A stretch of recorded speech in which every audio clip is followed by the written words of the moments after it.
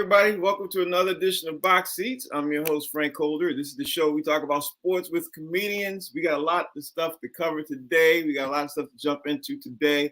So let's get ready to get started. Let me bring my man Talent in the building. T, what's good, bro? How you doing, sir? Fantastic, brother. How about yourself? I'm doing A-okay. It looks like right now, for now, it's me and you. We gonna rock with what we got for now. We got the two smartest right now. I can concur. We could turn this into like a Jeopardy if you want something. No, not a Jeopardy. Not a Jeopardy, but we're gonna keep it rolling. All right, so I'll throw out some stuff. You tell me your thought process on while we get the show started, while we wait for the guys to jump in and everything else, because we got such a lot of stuff to cover today, and I'm sure guys are gonna come in. So let's get it first started. First up, man, is Texas A&M suspended 3 freshmen indefinitely after a post-game locker room incident. You have a 5-star defensive back Denver Harris. Denver Harris, I like that name. 4-star wide receiver Chris Marshall. 4-star offensive lineman P.J. Williams were all reportedly sidelined after a post-game locker room incident last week after Texas A&M lost 30-24 into South Carolina. They are now 3-4. So when you hear that, like now these guys are 4- and 5-star freshmen, and right, they all playing for a program that highly touted. They all supposed to go to the NFL. But now they all are losing the game. I can only wonder what they're fighting about. Now, if you had to speculate, T, what do you think that these players are fighting about during the game? If I had to guess, it's not the winning locker room. They fell to you said South Carolina? Yeah, so, they fell to South Carolina, yeah. Yeah, I think that obviously when you lose, tempers flare, because and tempers get really hot, Frank. What I know from sports is when a team loses that thought they were supposed to win. Right. Like you think you're better than the other team. Like you as soon as you lacing your shoes up, you're like, let's get this over with, wipe the floor with these guys. But they beat you. So now everybody's tempers flaring, fingers are pointing. And if you point enough fingers, somebody gonna get poked in the eye. I know that. So I think that this was all about, oh, you didn't do this, or you didn't do this. And next thing you know, it's a bravado sport. So it's not going to end just in shoving and shouting. Somebody going to put some hands out. Yeah, somebody going to get upset. My man Fig joined us too. Fig, what's up, man? How you doing? Good, man. What's happening? Trying to make it work. All right, so the next story up is T, I'm going to throw it out to you and then let Fig get his time in. The San Francisco Giants came out and said that they're going to match any offer for Aaron Judge. They don't care what it is. If it's 10 years, $100 million, they're going to match any offer for Aaron Judge. Now, I threw it out there because, like I said yesterday, I want you guys to make sure you're prepared for this because I'm clearly thinking that since Aaron Judge is literally from the West Coast, don't be surprised if he spurns the Yankees. That's why I keep telling you, because I know y'all Yankee fans and everything else, but not going to happen. Not going to happen. Let me explain something to you. All right. Let me explain something to you. In baseball, I don't even play baseball, but I'm aware of this. Everybody who has aspired to do anything baseball, it's on everyone's bucket list and wish list to play in the pinstripes. Just is. Baseball's built off of the Bombers. It's built off of the pinstripes and the Yankees. And to be a superstar, you want your legacy. That just only, embodies and helps your legacy be even bigger to play for New York, especially right now we got a decent franchise. Not like you're playing with a bunch of bums and you're just going to be around losing and making money. You're going to be around contending and competing at the highest level. I think that if it's the same number, if you're just matching my number, that player is going to pick New York. All right, okay. I don't know if I necessarily agree with that. Fig, do you agree with what Talent said, or do you think Aaron Judge might go home and play? I mean, San Francisco and West Coast is home. Do you think the Giants that match any offer will be able to snatch him from the Yankees? Frank, I have to be quite honest with you, man. I think you're still wielding from the Mookie Betts thing, and you tried to get All-Star out of New York. I don't know, man. Listen, going home is not what it's. Hello. Yo, why you Frank, you crazy. Why you act like we on a three-way phone call? Hello? Yo, that's funny. I don't even know what happened there. Yo, I think it's like I don't think playing at home is always what it's cracked up to be. You know, you got family and friends there. You're always worrying about tickets and this and that and entertain the family, make sure family and friends is okay, man. It just doesn't seem like it's, you know, all that exciting, you know, always to be from to play in the town where you're from. I think you get more peace when you play somewhere else. And then like Talon said, the Pinstripes is the Pinstripes. We are the most storybook franchise in Major League Baseball. It just is what it is. So anybody that, you know, you want to leave this storybook franchise and they're paying you the same amount of money as somebody else, it just it screams of something else to me. Like it's real hot and you can't stand the heat. All right, for the record, I'm going to make sure I state this, that I think you both are wrong. I think home cooking has a lot to do with people where they want to play. Nah, hell. Hold on, let me finish. He already played for the Yankees. He already got that under his belt. I think he wants to play at home. I could be wrong. I mean, we'll find out. A lot of people want to play home for their home team and their home family and friends. And he grew up being a Giants fan. I think he might want to play for the Giants. But listen, let me just say this. If I dip out for a second, I mean my delivery came. But listen, I'm with Fig. Home can be the biggest distraction in this it game. could be. Yeah, and you don't, if the, like I said, the money's exactly the same. The one thing New York can do, I knew that was going to. One thing New York can do that they can't do is the amenities that go along with the money. Keep that in mind, Frank. Remember I told you. I'll be right back. We'll come back to you in a second. Fig, let me just why he gets his delivery. Pizza, his pizza. That's what it is. He ordered a pizza. Let me throw this out there to you, Ben, and say this: the Deshaun Watson case is never ever ending, bro. It's never ending. Listen to this: Deshaun Watson's attorneys offering up evidence to undermine the lawsuit, the newest lawsuit that came in, because what happened was the attorneys was able to uncover the new woman who joined the lawsuit. She ended up texting Deshaun Watson over a year 35 times, and she, in the text messages, she says she's showing that she keeps asking to meet him at the same hotel, and some of the text messages have been sexually suggestive. One of them even said point blank, "I have the best head in all of Houston," she wrote in September 2021, according to the filings. Now, this woman claimed that she was sexually assaulted by Deshaun Watson, and she recently wanted to join the lawsuit. Brand new. What's your take on Deshaun Watson attorney uncovering this new evidence against this young lady who just the latest one who joined the foray into this? What's your take on this? Big? You know, it goes back to what a couple of the guys were saying, that sometimes women are in it for the money, and it's sad because they don't even realize is that when you just jump onto a lawsuit or you accuse somebody simply so you can get money, it casts a shadow on the real victims. The real victims actually are victimized twice, one by the perpetrator and one by people who fake and put out these stories just to get a money grab, man. They don't realize that they're doing a disservice, not only by trying to set up the player that has the money they're trying to get money from, they also set up the victims of real sexual abuse, because everybody looks at them with a side eye because you guys are, you just have a horrible character, man, that you make up a lie on an individual so you can get money. It's a horrible thing. Yeah, it's a really, Fig is right about that one, T. Fig is right on with that, because it's a really sad thing. There are women out there who are really getting sexually assaulted. Let me throw this story out to you till you start at the top. The top of the story is basically the woman who just joined the case for the Deshaun Watson case and everything else.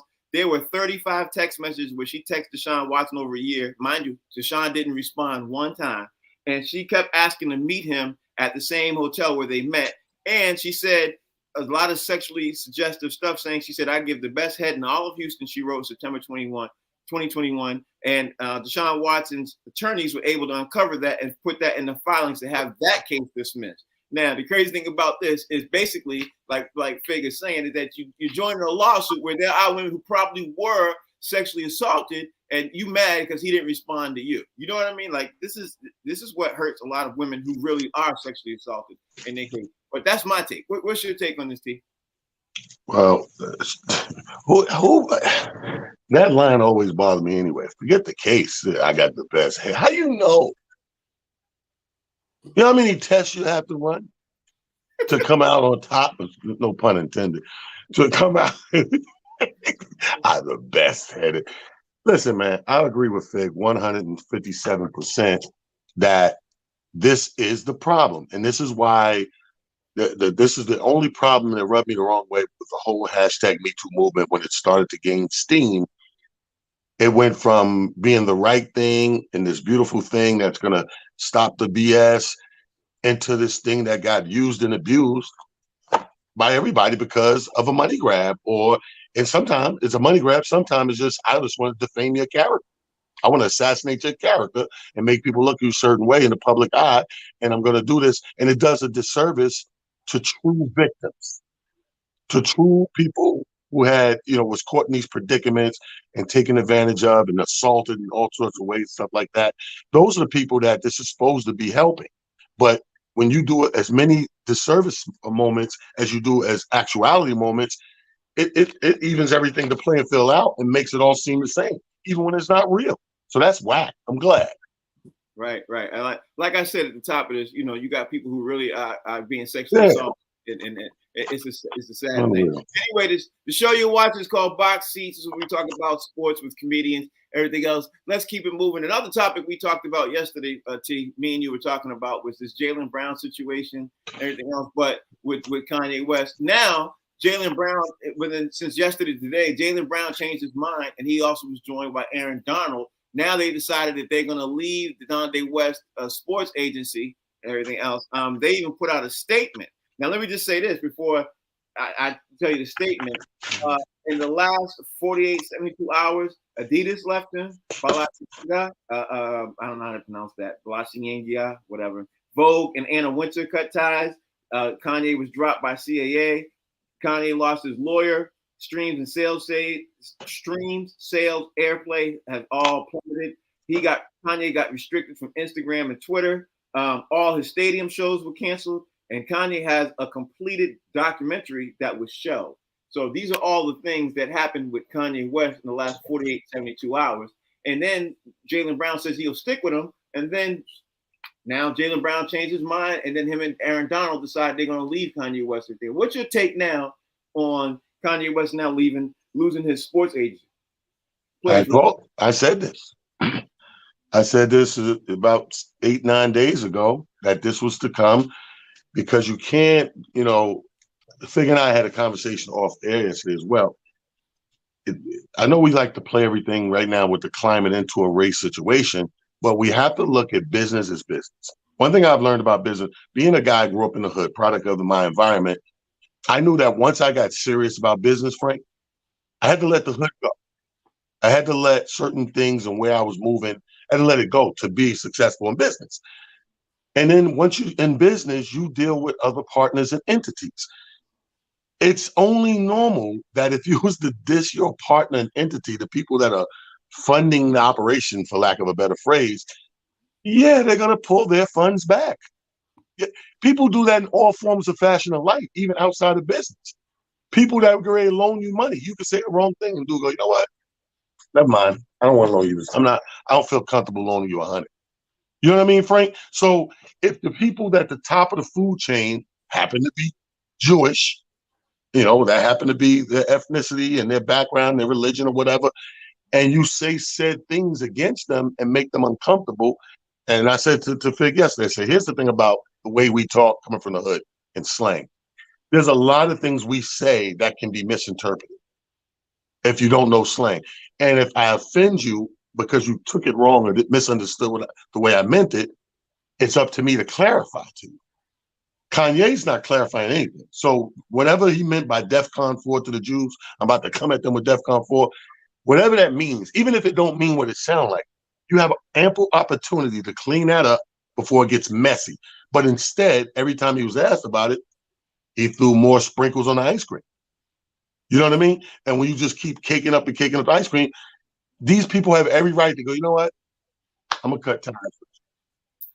Right. They have every right. I mean, we could call it what we want to call it. Oh, somebody said the dumbest thing on Instagram. I've seen it 100 times from the moment I left my house to go do a show last night to this morning. Oh, it's funny how ain't nobody cancel him when he said slavery was a choice. There's no slavery company. He's not in business with Slavery Corporation. But you know what? When he said what he said about the Floyd family, he went right to suing him. Defamation, civil lawsuit. This is a defamation of my family. You putting the poison out there that the cops did not kill him, and it's all falsified. And forget the cops, it was the drugs and the da da da. So they felt slighted, and they did what they had to do. Slavery just standing out there on his own. So there is no company or corporation called slavery that's going to step in and go, oh, wait a minute, we taking our hand shackles back. Right. There ain't no slavery company. That's a general opinion of something in the past that you can't do nothing about at this point, hundreds of years ago. Now, when you diss the guy of now, of today, not yesterday, the guy of now who has a business obligation with you, that say, you know what? If he feels like that, I feel a little uncomfortable. I'm just not going to do business with him. They have every right. I swear to God. And you said it yesterday when you said Jalen and Donald was staying with him. I said, they're going to cut it. Give them a minute. Those guys they're worth millions of dollars. They have advisors that's going to step in and go, listen to me. You don't need this right now. You're climbing. Your stock is up. You're going to want to be in bed with certain type of people and be in business with certain type of people. We think you need to kind of just Heisman this to the side and do your own thing by yourself. That's what advisors do. Right. My man Amir Sealy has joined the show. Amir, how you doing, bro? I'm good. How you gentlemen doing? What's going on? All right. So Amir, before we throw it to you, let my man Fig get his 2 cents about the Fig. What you think about the thoughts of obviously we talked about this yesterday. We talked about Jalen Brown staying with Kanye West, but now Jalen Brown and Aaron Donald have both decided to leave Kanye West's agency, along with everybody else. I even gave the list while you were off the list. You want me? I'll read the list real fast. Adidas, Vogue, and Anna Wintour. He got dropped by CAA. He got dropped by his lawyers. His stream sales is down. He got restricted from Instagram and Twitter. All his stadium shows were canceled, and his documentary, which is completed, has been shelved. That's all happened within the last 48, 72 hours. What's your take on Aaron Donald and Jalen Brown leaving his sports agency also, which is going to start the other athletes from leaving too? What's your take on this now? Ultimately, what Talent said was absolutely correct. There is no company called slavery, but there also isn't a company called Holocaust. And the difference between them and us is they band together, they circulate their dollars, and they have an industry, and they have a power structure. And Kanye West does not. Black people, African Americans, there is no unity, there is no togetherness, there is no coming together to create a power structure that we can fight against groups of people. So now you have a man who is standing out on the island fighting an entire nation. And that's what the problem is. That nation has too much power over us. When you let the people that when you fight against somebody by yourself, like if I was getting jumped by 6 guys, I'm probably gonna lose. But if I'm getting jumped by 6 guys and I got 5 of my friends with me, then we have an equal chance of being able to defend ourselves. Kanye doesn't have anybody to come to his defense, whether he was right or wrong. Ultimately, they get an opportunity to do this to everyone that they don't like or that says something that they feel out of pocket. But what Kanye West said is that these very same people are offended when you say something about them, but they fund our detriment on a consistent basis with the music, with the movies, with all kind of stuff that they wouldn't dare allow to be said or done in their community. They actually fund the stuff to the demise of ours. And Kanye West pointed that out, and they didn't like it. So now they're cutting off everything because they're in control of those things. And he has no other place to go because we won't get together and build our own industry. We just eat off of theirs. Amir, what's your take on the situation that Fig just mentioned, and what's your thoughts on this Kanye West, Jalen Brown, Aaron Donald situation? Well, first of all, I think both Talent and Fig have made, incredible points about this whole thing. I think one of the true unfortunate things about so much of what we're seeing as of late, and if you just look at history and where certain people stand in the moment, it's always the unpopular space to be.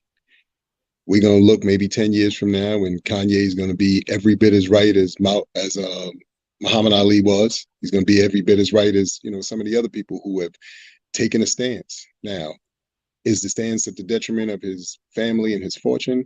Possibly, but if the numbers are true as to what they said with him already being a billionaire, is he really upset and worried about this at this particular time? He's already, made his fortune to some degree.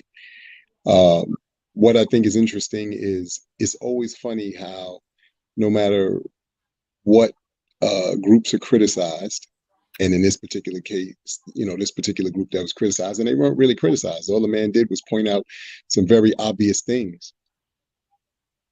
I don't understand how and why we can't always point out the obvious. It's okay when it's supposedly like the boogeyman and everybody knows of it and doesn't speak about it. But the minute you actually speak on it or actually say something about it, then it becomes, supposedly a detriment to everybody. I saw a funny video today that was a throwback of Minister Farrakhan. And he went on to say that, several industries are controlled by certain groups of people. It's the truth. Being mad about it, being upset about it's not going to change it. And Fig is absolutely right. We happen to be one of very few groups who, for whatever reason, just don't know how to come together and work as a collective versus in pockets here and there. And then I'll say this and just add this and I'll let it go. I don't think that we're afraid to come together and make things happen. I think history, again, shows in this particular country and in this particular space, time and time again, when we have put those things together. Y'all know the rest of the story. Do I need to, name the massacres and the various things that have happened? That's time and time again. That's not something I'm making up. You can look it up. It's in our history books. It's in the spaces around our country. So it is what it is. But I think that, this is a moment for us to, really take a good hard look at a lot of the things that we see on a regular basis and start to question some of it. And I don't think it's enough of us doing that. Everybody's kind of going status quo and like, it's all good. Is it? Yeah. I mean, yeah. I mean, well said. All three of you guys, well said. I can't even dispute a lot of the stuff that you guys said. Well said. All right, so let's keep it moving, keep it pushing. T, I'm gonna talk to you about this one, man. I don't know if you saw the game or you actually ended up seeing the highlights and everything else, but Klay Thompson last night got ejected in his first career, for the first time in his career. He was going back and forth with Devin Booker. He's going back and forth while they were playing the Suns and everything else. But it looked like Phoenix Suns was able to pull it out 134 to 105, even though they were going back and forth and talking about this and everything else. And the media was trying to build up, make it look more hype and everything else. It really clearly wasn't that big of a deal because they were just basically, talking a little trash amongst themselves and everything else. T, talk to me. You're on mute, but talk to me. Tell me what you think about Klay Thompson getting his first time ejection in the game last night. It was whack. It was the wackest ejection I've ever seen. It was more excitement than the Kanye situation. Two light-skinned dudes, middle of the court. What made it whack, Frank? It didn't even look like it was ejection worthy.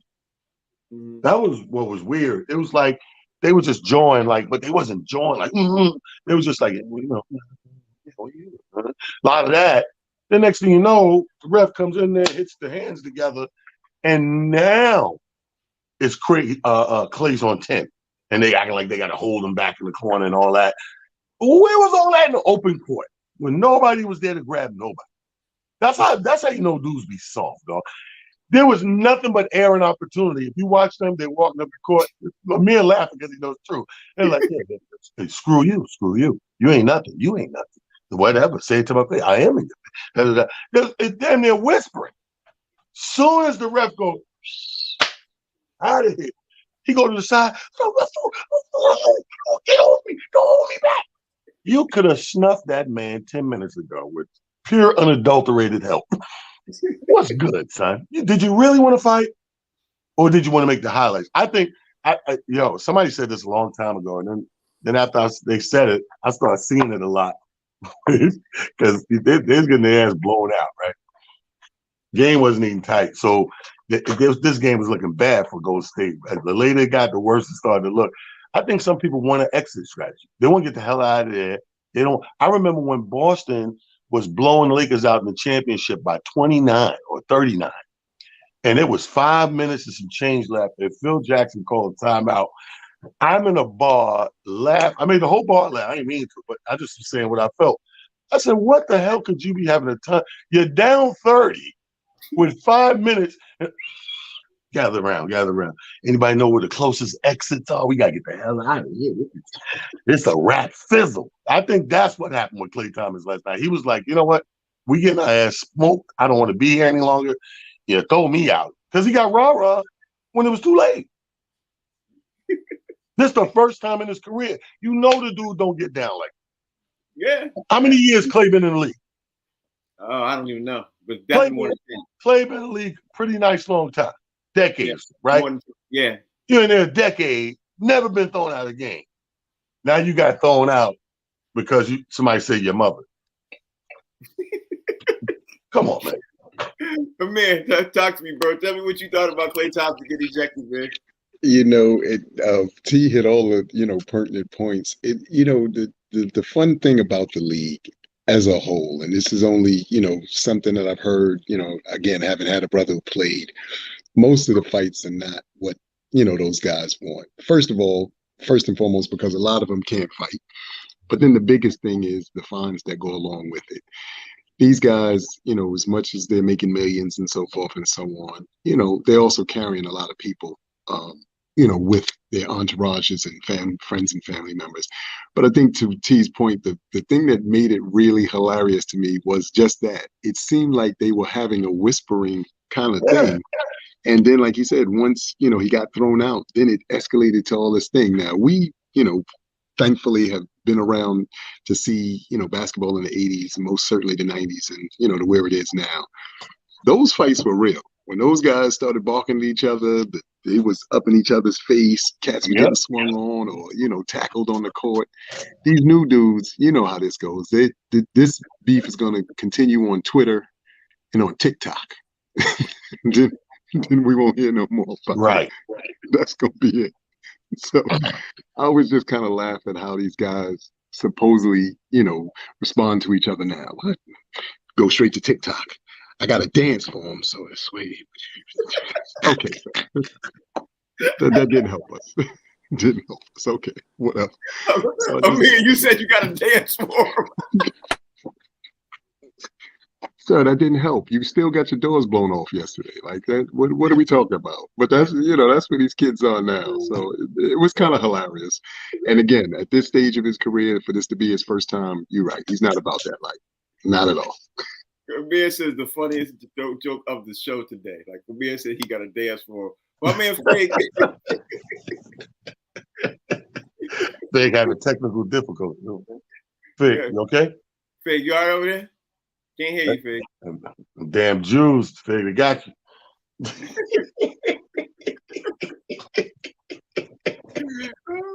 Hey, Fig don't know that the Jewish people control the phones and the computers and the cameras. I told him, watch what you're saying, man. You see how I come back to bite you? And, you know what I mean? Certain people own certain control certain things, like your camera.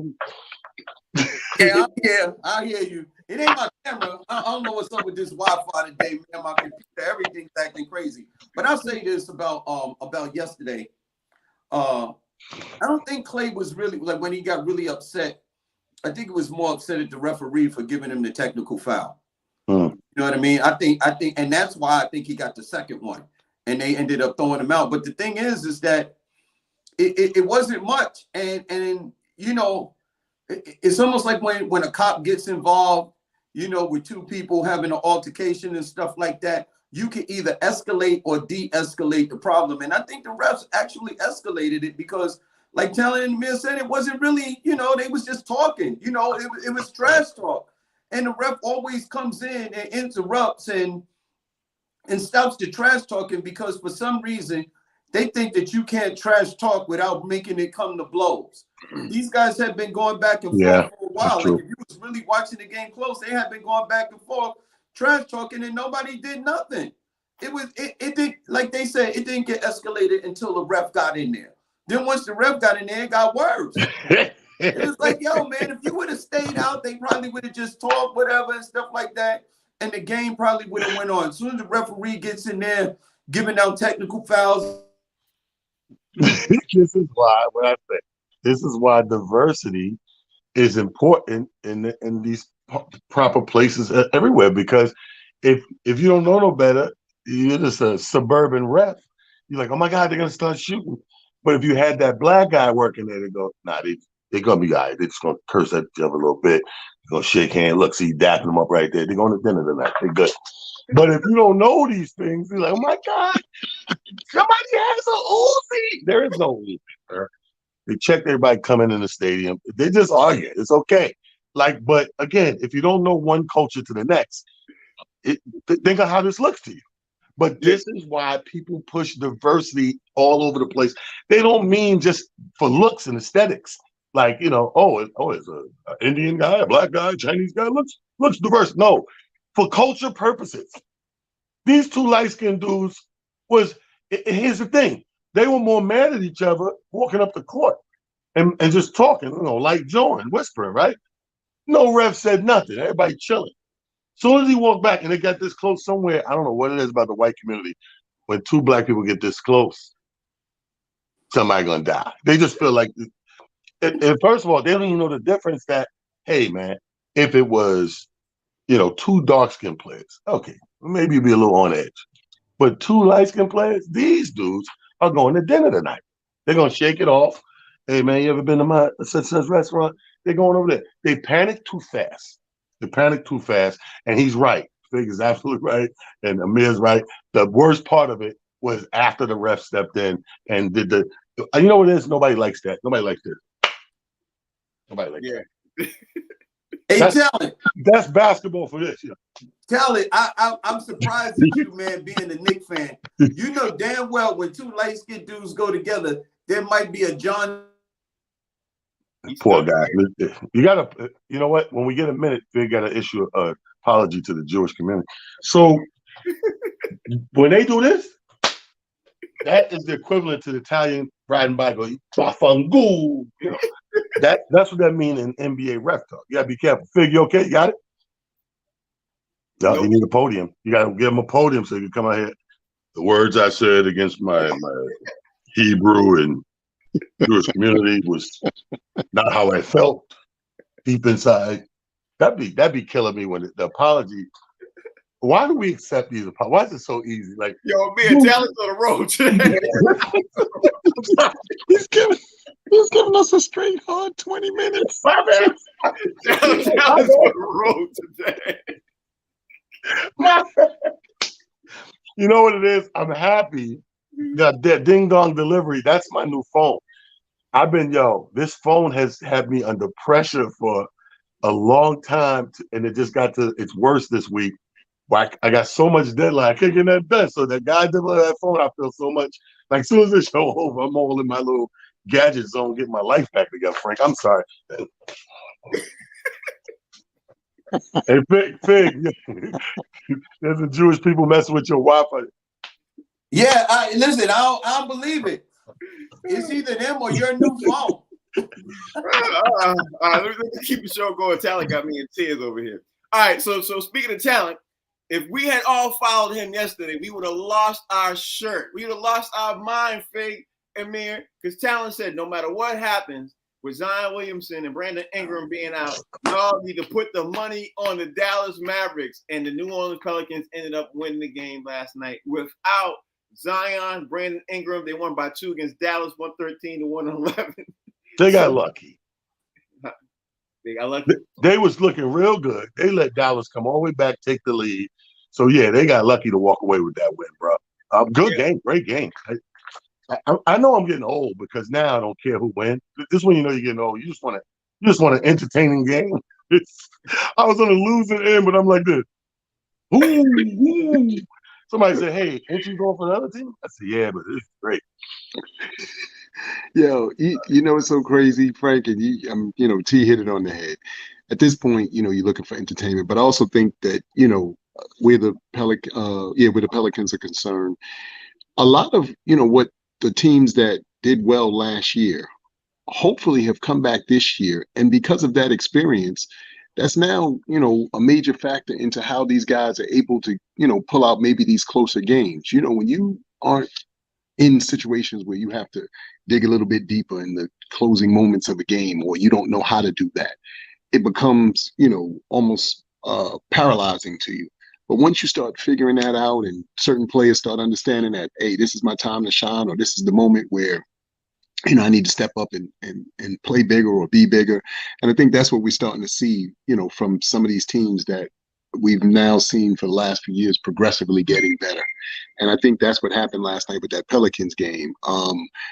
Dallas Mavericks are the Dallas Mavericks. There's no two ways about that. But I think the Pelicans, with all of the real hard lessons that they learned in the playoffs and all that yesterday, now are paying off for them this season. And I think that's what we saw last night. Yeah, I think so too. 100% with that. See, I want to throw this out there to you, man. The Miami Heat is now 1-3 in season. They are 28th in the league in scoring. People are concerned with Miami Heat because right now they got PJ Tucker this year and everything. They were sitting there saying that what they should be much better right now. With obviously the things, the additions they made, everything else. I didn't see them being 1-3 to start the season. Now everything else, I got to be honest with you on that one. What's your take on Miami Heat being 1-3 so far in the season, and everybody looking at them cross-eyed? But if you look at them, Frank, last couple of seasons, I think they've been they haven't been really an out the gate team as of late, as of recent. Like they're more of a stretch team to me. Like they go on those spurts, man. In the middle, when you get towards the middle, and then that, especially at the end, they real spurty, man. They'll put together 10 wins in a row. You know what I mean? And the next thing you know, they're the third seed or the fourth seed, and then they're the team to beat. 2 wins, they're in the chip. You know what I mean? Two series, you up in that high echelon of seed. But I wouldn't get worried about 4 games. Watch these dudes with 4 games in. Watch when we're 14 games in. They're gonna be 500 or better. You know what I mean? Mm-hmm. Yeah, they're that kind of team though. They're very spurty. Yeah, I could definitely see that too. Amir, is slow starts mean anything to you in the NBA? What's your take? No, and especially not with teams that have great veterans. And over there, they got some great veterans. And I think that, like anything, if there are any new pieces that have been added to the mix, they're just trying to let these young people get their legs under them. A lot of times when, you have these newer pieces, if they don't come in very polished or haven't had the pleasure of, playing a substantial amount of time in college, because remember, when you have that opportunity to, play like that, you kind of get the jitters out the way. Once you move to that next level, when you're on the pro level, after you get past the being enamored with seeing cats who you've grown up feeling as though they're your heroes and all that stuff. Get past that, because all of them, give you that, hey man, it's good thing I'm gonna destroy you tonight, just so you know, young fella. So, after you get past that, get the jitters out, I think, they'll be back in the mix. Miami's always one of those teams that some kind of way they figure out a way, especially towards the end of the season, to put the pieces all together and come out the gate. So I don't think slow start is a big thing for any NBA team. I think all of the teams now are aware of, jockeying for position, but I think, all of them are still trying to figure certain things out. Like I said, with the exception of the teams that have been playoff bound and have been playing good the last few seasons, those teams already understand, they already know what to do. Yeah, I 100% agree. And keeping it moving, my man Aaron Rodgers was on the Pat McAfee show the other day. It got posted that he's casting blame on everybody else but himself. When it comes to show out to you, they did some stats. He's not being pressured at the top of the league. He's missing a lot of his targets. A lot of the blame should be on him. But Aaron Rodgers got on the show and he was casting blame, saying maybe other players should play and everything else. So when you hear that, T, what's your take on Aaron Rodgers casting blame on everybody but himself? And what you think that locker room is going to look like now that that thing came out? What you think, T? Sounds like what you call it, man. Sounds like Aaron Rodgers. I mean, did we expect anything less? He's Aaron Rodgers. You remember that? What was that movie? They call it the God syndrome. Some surgeons they say have the God syndrome. For lack of a better terminology, they really have this thing where they saving lives and they start to see themselves as God. I'm the difference when you living or not. So the guy that's most boisterous on your team, most talented, and cocky about knowing that fact, he's got the God syndrome. And I think Aaron Rodgers and the Bradys and all those great players, it's easy to have the God syndrome. So I think that the fact that something's going wrong in Green Bay on the frozen tundra, the fact that things are going wrong out there in the frozen tundra, is that he's going to point to everybody but here. I seen him in an interview kind of put himself in there with some of the messed up things. You know what I mean? He was saying like people on the team got to get considered. We're missing cues. Like we're one playoff here, there, and the other. He said self-included. That's what he said. So he did put himself a little bit in there, but classic Aaron Rodgers is to blame everybody but himself. Yeah. So I heard he blamed the owner of the Atlanta Falcons. Yeah, that's good. See, they're facing the Bills too, so I think it's going to be a concern there, man. He might be getting his excuses ready because they're facing the Bills. That's what I think. You know what I mean? Yeah, that's what I think. Amir, Aaron Rodgers casting blame. I know you got two cents you want to add into this because I think the thought of a good leader is to blame yourself instead of everybody else. He did the complete opposite. He's blaming everybody else but himself. You know what I mean? But what do I know? What you think, T? Amir. No, I think what's so funny, Frank. That's exactly what I was going to say. Look, I get it. Yes, his receivers and certain plays are happening that we can clearly see should be made plays. But at the end of the day, as the leader of the team, and that's usually what the quarterback is, unless you're a great defensive player, it's your job to rally the troops. So, as opposed to just coming down on these guys, they're young, being under the bright lights. He's been under the bright lights for quite a long time. So he kind of understands it. For these new kids who, this may or may not be, what they're accustomed to and used to, you got to, kind of explain the game to them. You got to give them, some leeway and some guidance. And I think that it's unfortunate that, somebody who's a seasoned vet such as he is, hasn't said to himself, like you said, some of the onus on what we're going through is on me because I got to get these guys prepared. Sometimes you're fortunate enough to have cats who understand the moment and who are present, but sometimes you don't. And as the leader, it's your job to prepare them to, get to that space. So I hope that, they can turn this thing around because we love seeing Green Bay in the mix. They're always a fun team to watch come playoff time. So I'd hate to see them really not make it this year. That'd be crazy. Him, Tom Brady, and these dudes don't make it. We all be sitting around like this. Wow, who are we supposed to cheer for now? Yeah, I 100% agree with that one. In other news, the Chiefs, Frank Clark got suspended. Listen to this.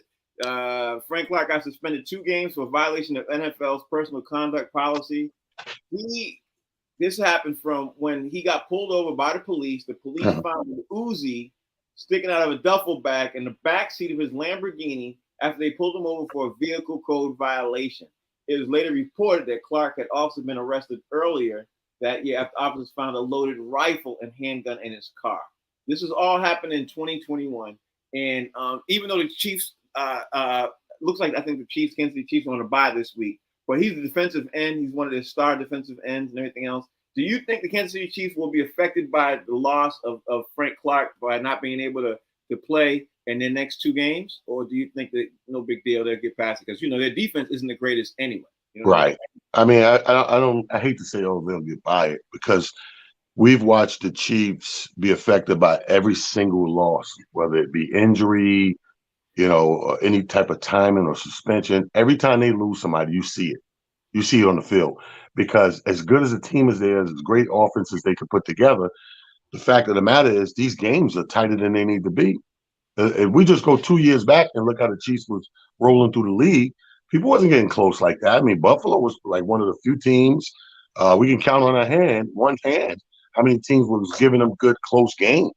But when you look at the Chiefs now, because you lost the big receiver there, they started last time they had a lot of injuries. When you look at them, every time they miss a piece, they show it. You see it. So yeah, I think it will affect them. I mean, this game might be tighter than they want it to be, and I hope they pull it out of there. Last time we seen the Chiefs, how many games we seen the Chiefs come down to a field goal? This is crazy. Right, 100%. I agree with that. 100%. Okay, so my man Amir, what's your take? You think Frank Clark is going to be along the lines of being noticeably missed, or what do you think? I think he's going to be noticeably missed. Oddly enough, and more important, sir, what are you doing that you need to be driving around with these kinds of things in your car? You're going to need a whole different situation and setup, brother. You hanging out in all the wrong spots and around all the wrong people. So first thing they got to do is address that. Get the people around them together, because that's not a good look at all. Uzi out of the duffel bag. Where was he headed? What were you doing, sir? But, beyond that, obviously any blow to a defense is always major, and especially somebody who's in the starting rotation, because the players go off a rhythm. You kind of know what players are capable of, what they know what their job is, and you know how to feed off of what they're capable of and what they bring to the table. So, the talent's point, he's absolutely right. That's going to, have a definitive effect on them. How big, we'll obviously have to wait and see. But, this is a lesson for all. Let's, start doing better with off the field antics, so that you can spend more time on the field, being there for your team. Right. So yesterday we talked about the NFC leaders in the NFL yesterday. We talked about it, which was surprising, because we said yesterday, look at this. The Eagles, the Vikings, the Giants, and the Cowboys are all NFC leaders. Now, we got to talk about the AFC leaders. Now, get this. Some people might find some of this list surprising. Others might not. The AFC leaders right now are the Jets, the Bills, the Chiefs, and the Titans right now. So those are teams that we did. Some of them we expected. Excuse me. Some of them we expected to see. But I think the biggest news here is that the Jets are one of the AFC leaders in on the AFC side of things, because the Jets are 5-2. You know what I mean? There's no surprise to see the Bills, no surprise to see the Chiefs. But the biggest surprise, only on the AFC side, is the Jets. So with the halfway point in the season, T, what's your take on the Jets being the? I don't even know why I'm gonna ask this. Amir, help me with. I don't even know why I'm gonna ask this. What's the question? I'm answering via satellite. What's your take on the Jets being right now at the midway point in the season? First time since 2001 that they are leading in the AFC like this. What's your take on the Jets being this far? Well, it's no surprise to me. I've been saying it. You see what I'm wearing? So I knew it was going to be what it was going to be. I've been said this, man. This is no surprise over here. You guys tried to ignore me for like weeks. No, we ignored you for 20 years. You're going to be right. We tried to ignore this season specifically. After we had all those draft money, right? And I said, we spend our money. We spending our money. I've been saying this the off season from draft day on. And then we get 2 weeks before the season. Frank's looking at me like this, talking all this jet-ish, like, yeah, whatever. Everybody I bet, I got $1,000 out of it with 10 different people, $100 my team has a better record than their team. Most of those people are representing the Raiders, and they're pissed right now. Of course we're in first place. Of course. That D is nothing to play with, nothing to be reckoned with. Now, here's the thing. I said this yesterday, and I got the ticket after we got off the air. I finally got the bet sheet, and I was disgusted again. I'm nauseated. Again, this week, they have the nerve to have us as the underdog. Who, the Jets? The Jets are the underdog in the Meadowlands against the Patriots? Really? How disrespectful is this? Yeah. Every week since the league has been playing this new season right here, We have never been the favorites. We've always been the underdog. We kick it, and you kick consecutive ass. And they still say, we don't believe it. They need more people. How many more people can I get? Now, I'm with Fig on this. I think the Jewish community.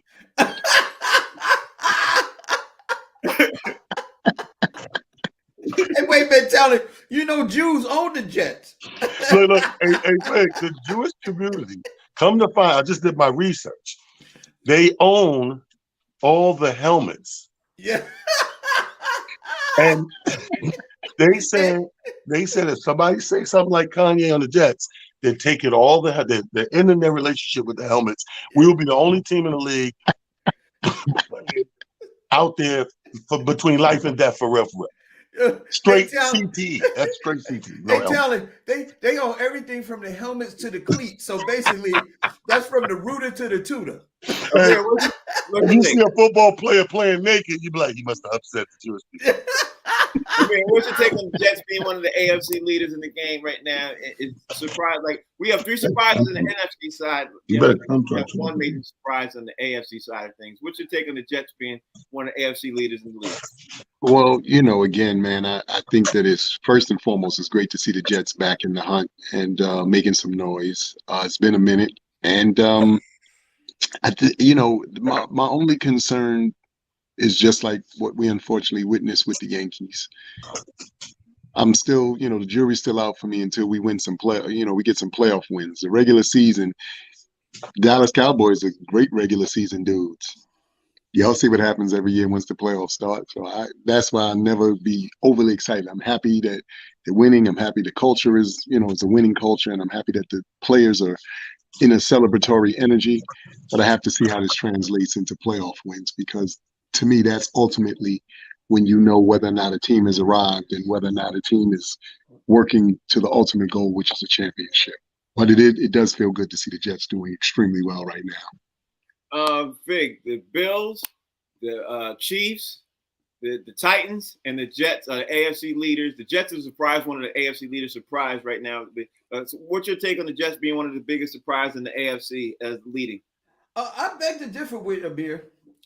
When you've been on the bottom for so long, 5-6 games, that's major progress. Listen, let's not count playoffs. We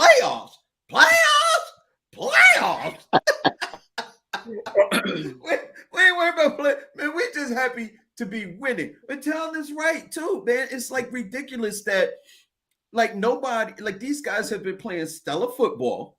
They've been winning consistently. They've been winning the way that you have to win football. They've been playing defense. They're running the ball, and they're not putting a lot of pressure on the young QB. That's the way you win games in the NFL, and nobody is giving these guys a shot. And here's the thing.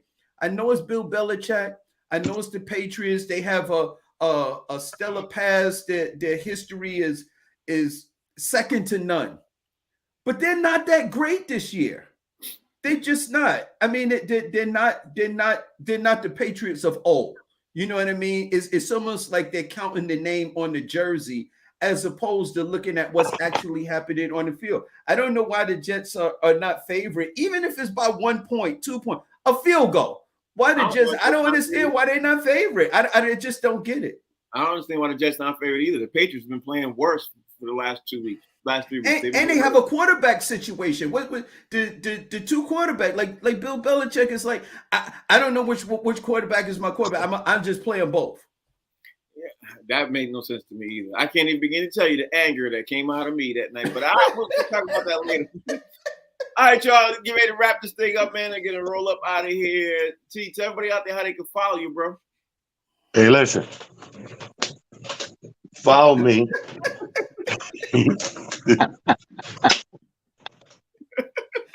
Follow me. I'm going this way.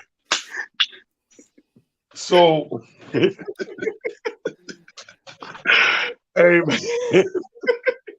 Follow me, Talent the Comedian, on Instagram, man. Hit my Facebook up, NYK Talent Harris. It's gonna be a crazy week, Frank. Tonight, where I'm going? Tonight, I'm going to Paterson, New Jersey, to do a show with the comedian Monique Latisse in Paterson. It's gonna be nice tonight. Tomorrow I got my double header. I do Harlem early at 7:00 at Cecil's, and then we got the Queens Merrick Boulevard popping off at 9:30 out there.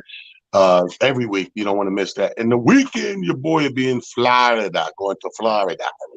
Got 2 back-to-back comedy takeover shows at my brother's spot in Tampa, Clearwater area. So hit the page up. It's all posted. You see it all. In Brooklyn, get ready. I'm coming back soon. Coming back. Boston, coming back soon. Let's get it. See, I think you started something with that. I think you started something with that. That's real. Think about it. No, I think you started something that on the show when we come up to something when we get ready to argue. You throw something. So, Figs, everybody out there, they can follow you before your Wi-Fi dies. No, I got it. I had to reboot the whole system, man. At Comedian Fig, all social media platforms. And Talent, I don't know if y'all heard me last time. The reason that they had to throw those guys out because it's the John Starks rule. You know, John Starks, he get close, he'll headbutt you. Yeah. That's my guy. Yeah, maybe that might be true too. He did do that a lot. Amir, thank you for joining the show, sitting in for Mike Sean today, coming at the last minute, man. Greatly appreciate that. Okay, please, everybody out there, they can follow you, brother. I'm right there at the bottom. A-Rock Silly on Instagram, Amir Silly on Facebook and on Twitter. As always, great sitting in, man. Looking good too, man. You looking sharp as a tack, man. You looking Thank you, good, sir. man. Box seats. We're gonna replay this show again 2 more times, so y'all will not miss that funny segment that I gotta rewatch that. That was hilarious. Also, you can download the app. Tell a friend. Thank you all for watching and supporting the show, man. I greatly appreciate y'all. I also appreciate y'all sharing it and everything else and sharing the app. I appreciate that, liking the numbers. Thank you all, man. We're gonna be back tomorrow, and we're gonna definitely have to talk about the NFL game tomorrow. I think it's the Bucks. Yeah, it's the Bucks. We're gonna have to see the Bucks and the Ravens. We're going to talk about that, and we're going to talk about more about, obviously, the NBA and what's going on with the Clippers, because the Clippers ain't winning all the games they're supposed to be winning. We're going to talk about that, all that. So let's just jump back into it tomorrow, 1 o'clock. See y'all. Thanks a lot for watching.